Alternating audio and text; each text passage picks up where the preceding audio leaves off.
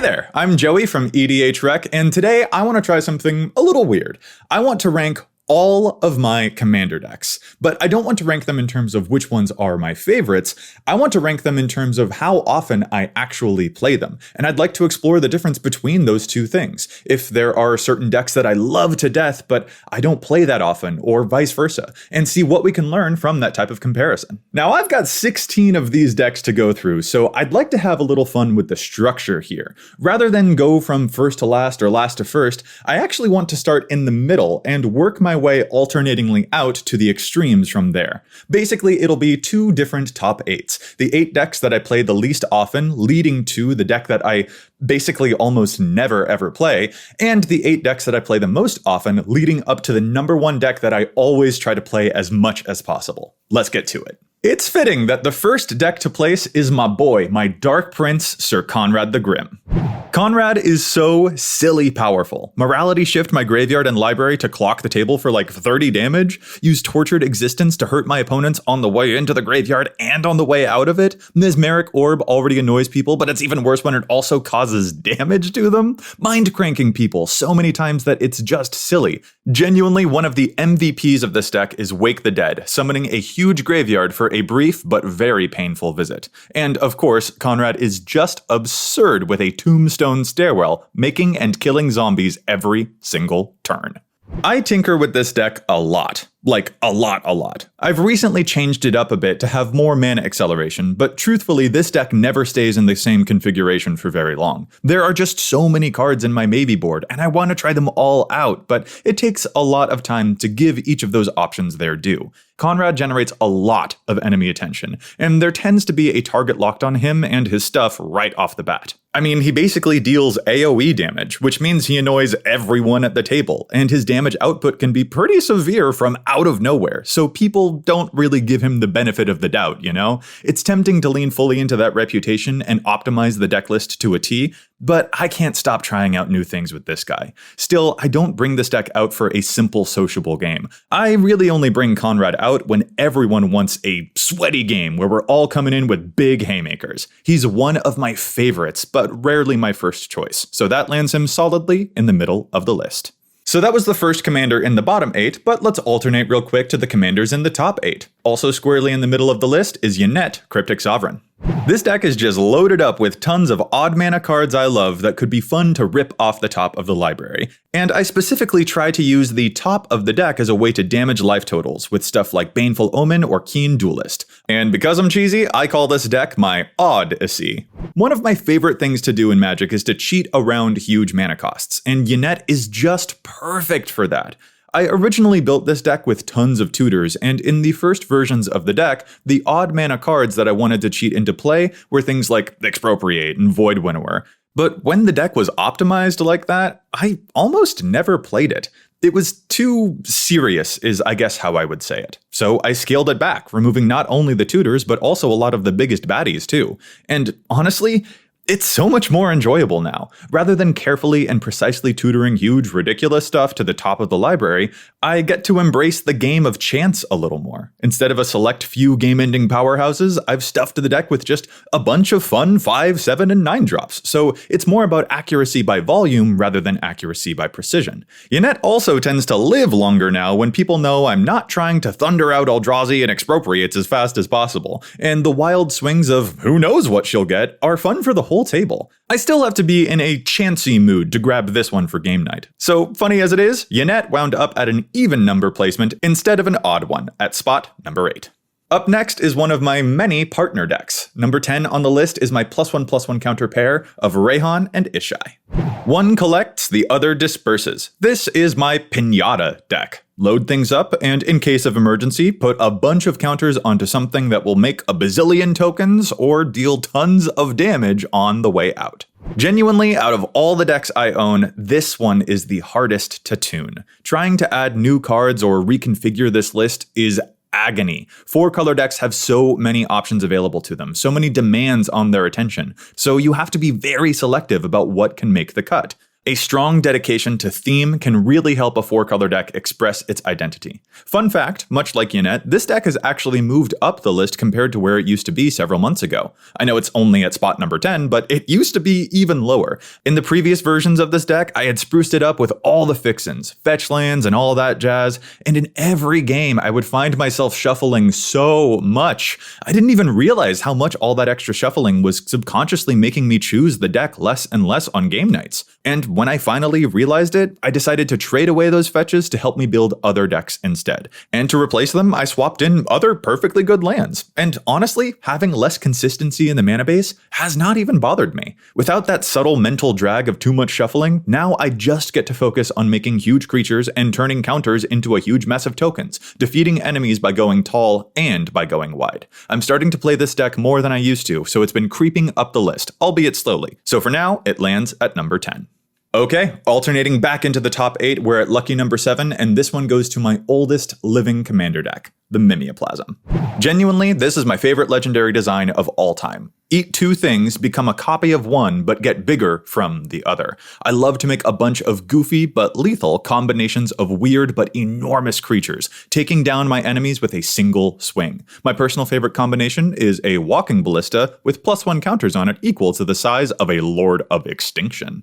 This is my T-Rex boy. This deck is my baby, and it's the place I've historically put my most precious cards that I've been fortunate enough to collect in my Commander career. It's undergone a lot of changes too, though. This used to be the deck that I optimized to the nines, but when it was super cutthroat, I didn't have as many opportunities to play it, and frankly, I missed playing this one as often as I used to. I love reviving 7 creatures at a time, or doing goofy stuff like turning a Galloping Lizrog into a 40/40. So this is yet another deck that I've scaled back to make more social, removing tutors and such like that to increase variance and have a powerful but also silly time. Instead of things like tutors, I've shifted a lot of my focus primarily on looting effects to achieve a high degree of card velocity, which means I get to see a lot of the deck every game because so much of it ends up either in my hand or in my graveyard, and that has the happy consequence of allowing me to map out a greater number of backup plans. If combination A doesn't work, well, combinations B and C are probably waiting in the graveyard ready to go for the next time I need to cast Mimeo.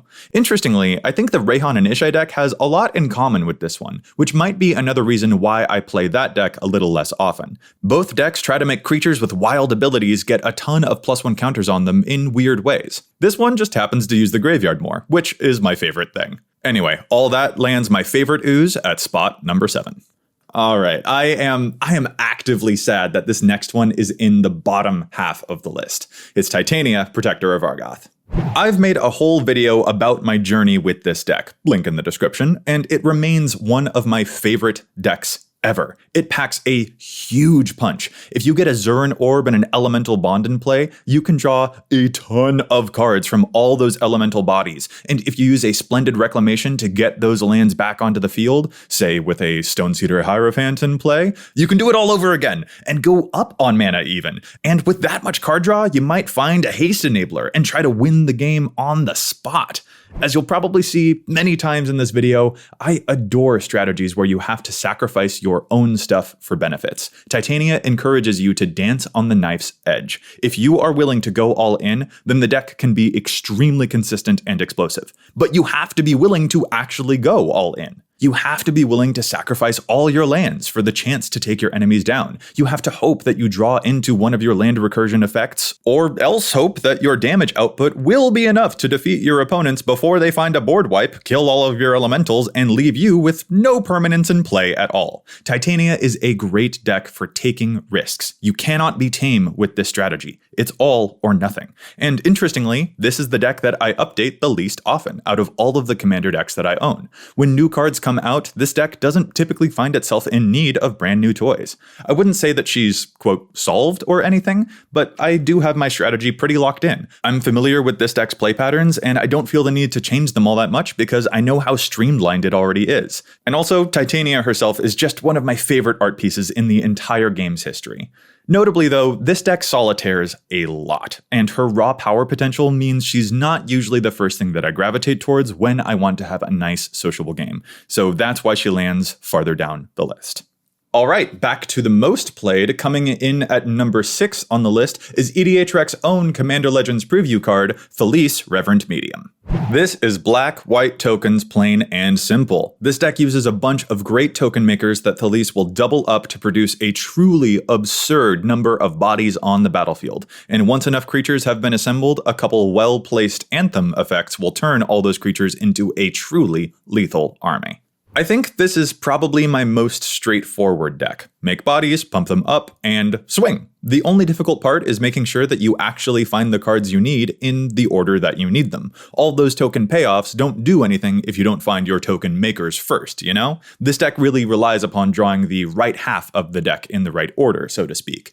You may notice that my version of Thalisse doesn't look entirely too similar to the versions that you often see represented in the data on EDHREC. I've made an Upping the Average video on Thalisse where I discuss this in more detail, but the most common builds for Thalisse I notice tend to err towards aristocrat strategies, using all the tokens to produce a ton of Zulaport or Blood Artist triggers and things like that. I already have like 3 other aristocrats decks though, so I wanted my version of Thalisse to go more aggro, to be more combative. Honestly, this deck is just an excuse to play my favorite token makers and my favorite pump spells all in one place. Like, have you ever gotten out a Newsgraph mob with a Cathar's Crusade? It's so bonkers. I'm always happy to grab Thalisse for a game. She winds up at a respectable number 6. Moving back down again, we are officially in the bottom 5 decks that I play the least often. And this one is actually a very recent addition to my Commander deck roster. Mortarion, Demon Primarch. This deck used to be my Graven Predator Captain deck, and I've adapted it to make the switch to just mono black, finding as many ways as possible to pay a bunch of my own life for huge benefits. From Wall of Blood to Hatred, the life total is nothing but a resource to be exploited for enormous benefit.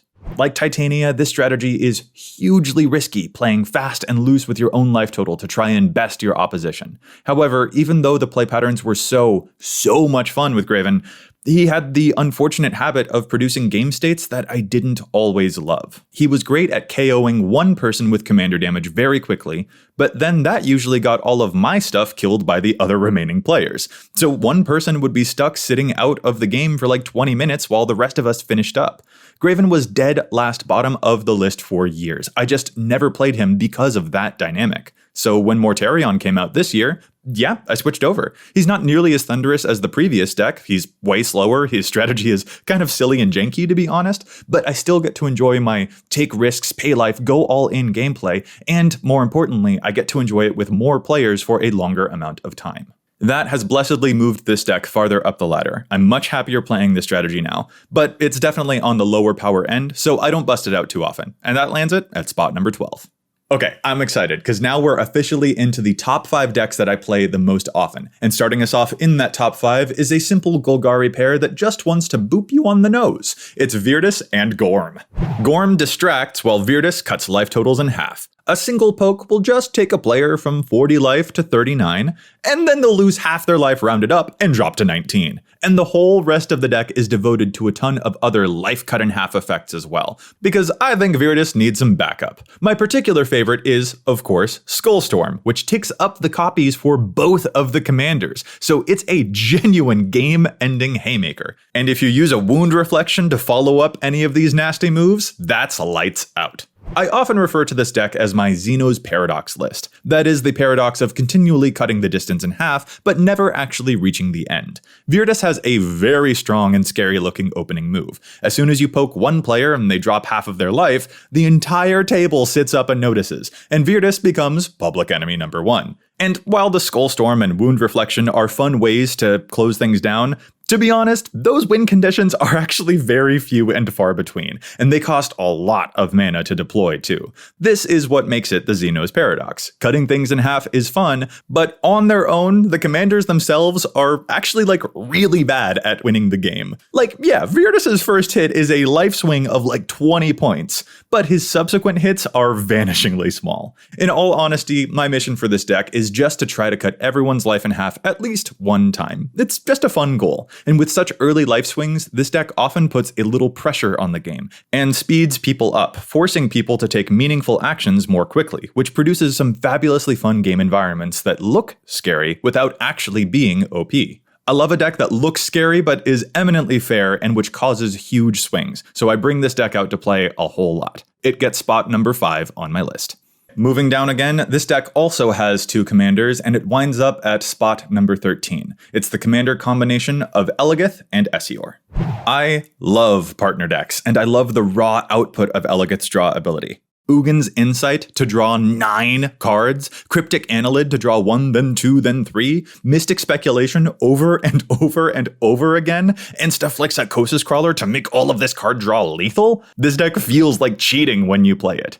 This is a very commander-centric deck. If Eligeth isn't in play, the scry cards are perfectly fine as cantrips, but the true power of the deck arrives when we can pay 1 mana to draw 3 cards, and from among them find another scry spell, and then pay another 1 or 2 mana to draw another 3 or 4 or 5 cards, and just chain into more and more draw spells. However, that play pattern really relies upon Eligeth for the deck to actually achieve the momentum it needs, which is why I've chosen Esior as the second partner, since the ward effect will hopefully help keep heat off of the main commander and try to keep the whole strategy alive, and eventually dig down to one of the deck's win conditions, like Imperial Plate, Psychosis Crawler, or Atempsis. Basically, this deck wants to win by punching people with its brain. The more cards in hand, the more lethal everything becomes. The reason I don't play this deck too often, though, is because this strategy can sometimes take a while to dig down and finally find one of those win conditions, and I don't always have it in me for a game to potentially take that much time. So it winds up in spot number 13.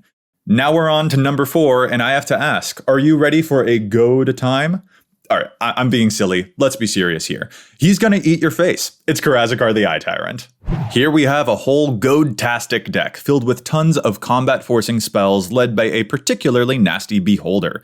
Yes, I would love to attack you and also render one of your creatures unable to block, and also that creature has to attack someone else now. But don't worry though, you'll get extra cards for it. But, so will I. The biggest lesson I had to learn with this deck is summed up in the phrase, too much of a good thing. If all goes well, Karazikar forces everyone to hit everyone else, and my diabolical plans unfold as I draw tons of cards. Only, I'll also lose tons upon tons of life. That life loss stacks up way faster than I thought it would, so all of my updates to this deck have always involved putting in more life gain effects. Originally, this was a Cardoor deck that I had loaded up with Planeswalkers because goad effects often force people to attack players only, keeping the Planeswalkers safe. That was a cool idea in theory, but Karazikar's precision has proven to be more enjoyable for me. It feels more tactical, I think, and that just really hits my sweet spot. Importantly, goad effects get way worse when the game boils down to a one-on-one, so the biggest MVPs of the deck are the extra combat spells. In the early game, these help get additional attacks to goad more stuff with Karazikar's trigger, but in the late game they come out of nowhere to deal twice as much damage, giving the deck enough punch to actually take home a win. A fantastically fun deck that forces interaction and makes me feel like a puppet master, this gets an easy place within the top 5. Whew, we are officially into the bottom 3 decks that I rarely ever play, and this next one is a pretty unusual commander that is also not too well known. It's Marton Stromgald. This is a token-tastic mono-red deck that I built on a challenge from my EDH Rec colleagues. The goal is simple: make tons of tokens and swing. If Marton attacks with, say, 10 other creatures, those other 10 creatures each get +10/+10. Like I said, simple. Turn sideways, win game. Brewing Marton taught me a lot about having your win condition in the command zone rather than having your engine in the command zone. A lot of the other commanders that I tend to build are the type that come out ASAP and give the deck the fuel that it needs to keep going. But Marton is exactly the opposite. He doesn't come out until the late game when I'm maneuvering to set up the win. As a result, the rest of the deck needs to function extremely well without him. The entire strategy is basically devoted to setting the stage for his arrival, so that he can turn it all into a one-hit KO. It's a tricky challenge, but that's the fun part of it. This is by far one of the least consistent decks I've ever built, but that is again part of what makes it super enjoyable. It's a challenge. The deck either does nothing at all, or it attacks for more than 150 damage in a single combat step. That's awesome! But that's also why I don't grab it very often for game night. Plus, once Thalisse came out and started pumping out a bunch of tokens, this one slid down the list even further for me. I love Marton to bits, but for now he lands in the lower quadrant of the list. Now we are in the top 3, the decks that I play most often. Coming in at spot number 3, where there's a Wilhelt, there's a Wayhelt.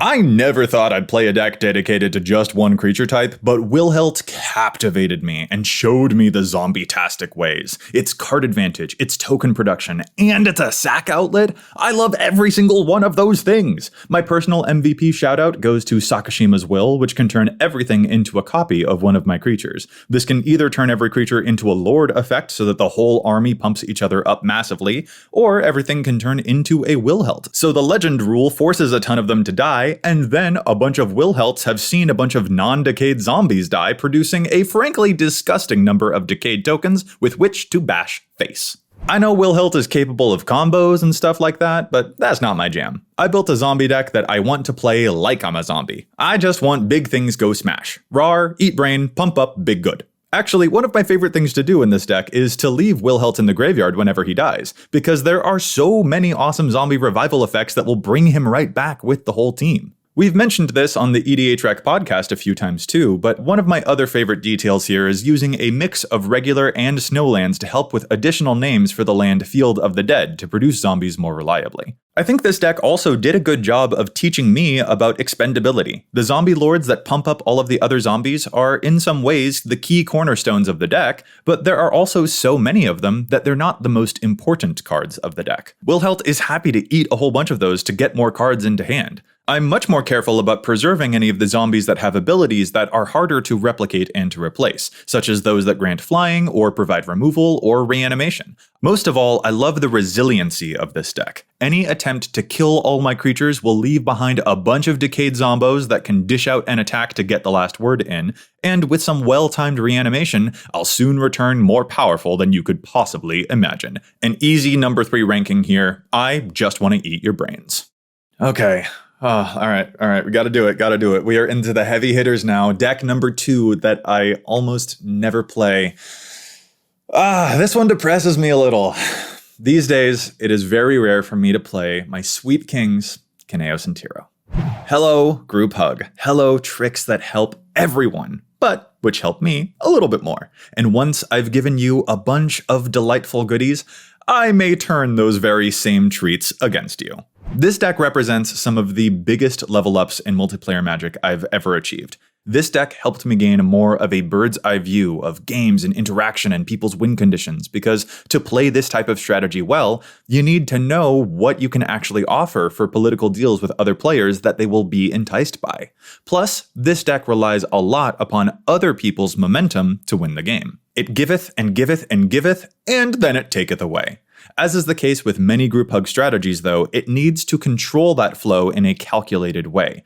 It is definitely fine to let someone else's huge powerful board develop, because, secretly, I plan to use their huge board for my own gains. But that's also very dangerous territory to play in, so this deck is packed with stuff to help keep people in check, too.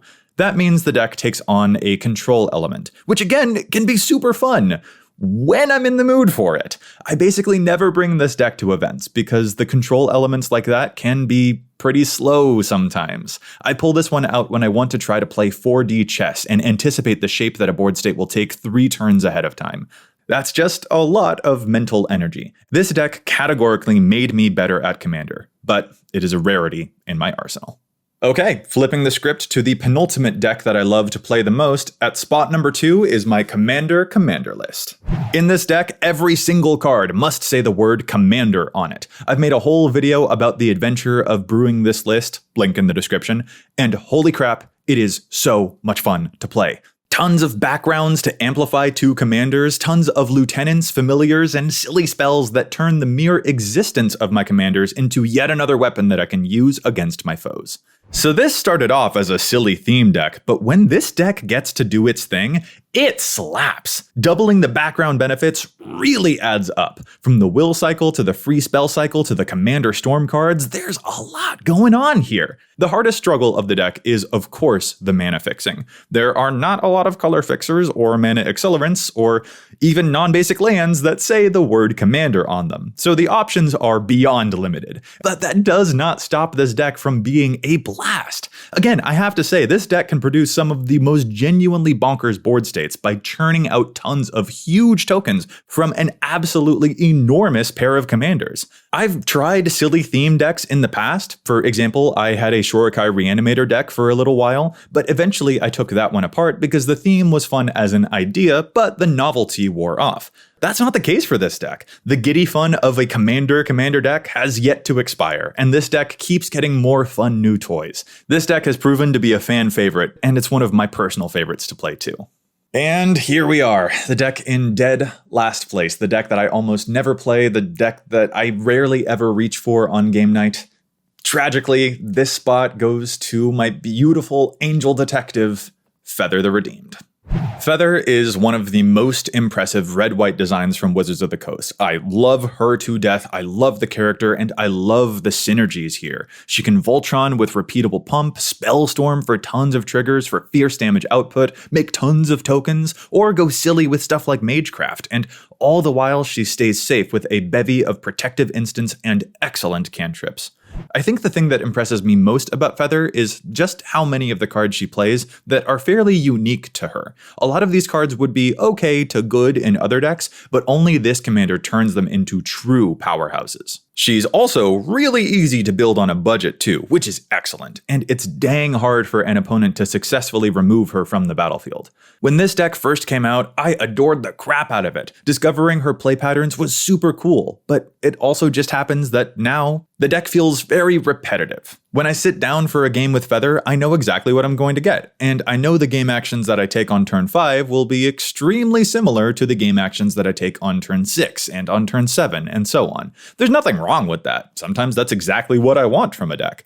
But I've personally just stopped reaching for this one. It hasn't been enough for me to want to take the deck apart or anything, and after all, something is always going to be at the bottom of the list. But the repetition every turn slowly made this deck sink to last place. Feather the Redeemed is one of my favorite lore characters and one of my favorite commander designs, but she's also the deck that I almost never play. And spot number 1, the deck that I play the most often, the deck that I look for any excuse to play at the drop of a hat, the deck that makes me wish that literally right at this very moment I was currently in a game of Commander. Do I even need to introduce her? It's my girl, Baba Lysaga, aka Baby Lasagna.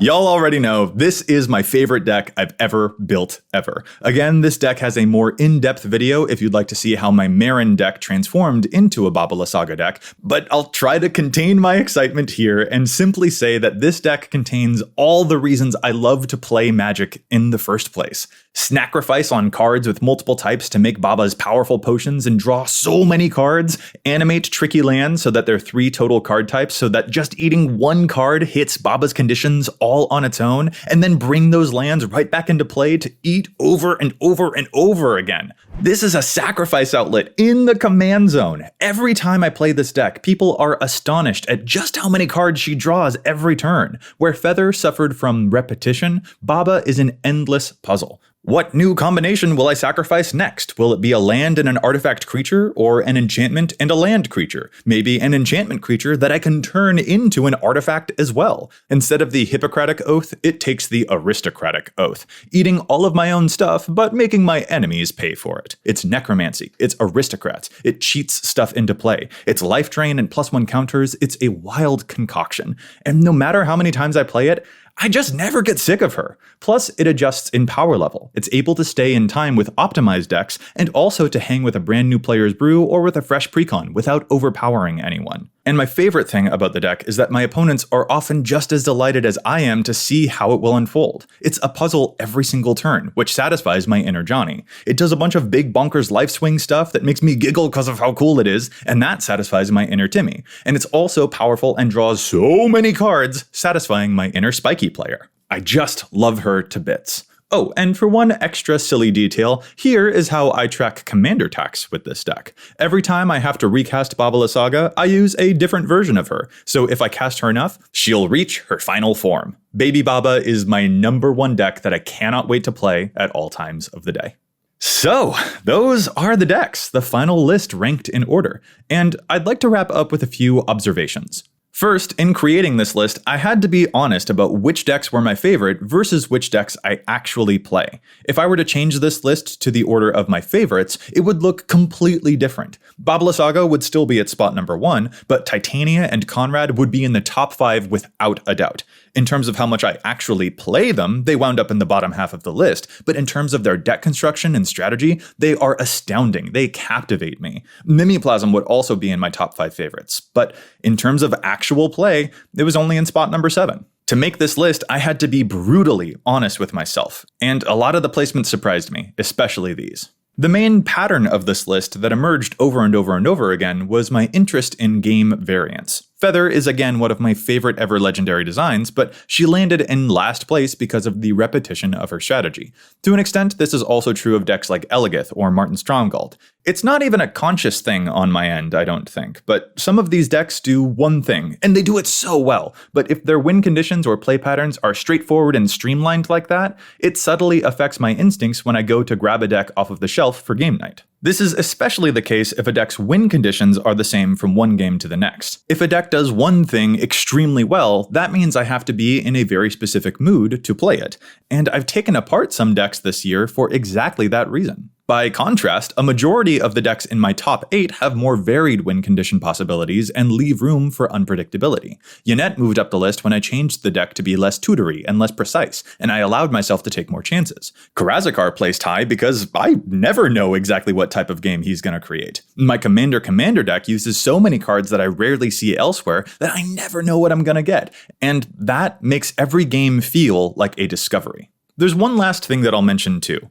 I have a lot of decks, and I won't be surprised if I find myself downsizing over the course of 2023. Something's always going to be on the bottom of the list, of course, and as I mentioned, I've taken apart a lot of decks this year already. Some other decks were here for just a brief moment and then their novelty wore off quickly, while others I still keep because I do still play them, even if it's rare. And I especially find it difficult to take apart a deck if I have a sentimental or nostalgic attachment to them. But it's good to be truthful with yourself and really examine how often you actually play a deck and when it's time to take that deck apart so that you can focus on your true favorites that spark the most joy.